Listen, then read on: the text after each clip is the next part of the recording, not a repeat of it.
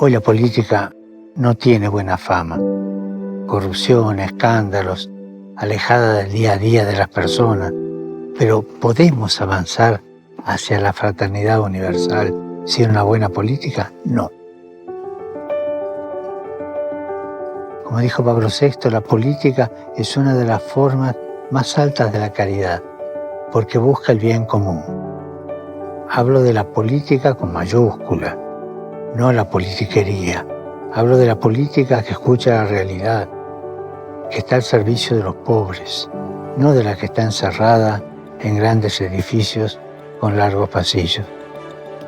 Hablo de la política que se preocupa de los desempleados y sabe muy bien lo triste que puede ser un domingo cuando el lunes es un día más sin poder ir a trabajar. Si la vemos así, la política es mucho más noble de lo que aparenta.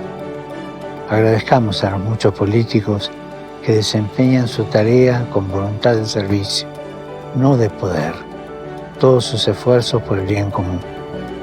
Oremos para que los líderes políticos estén al servicio de su pueblo, trabajando por el desarrollo humano integral, trabajando por el bien común, atendiendo a los que han perdido su empleo y dando prioridad a los más pobres.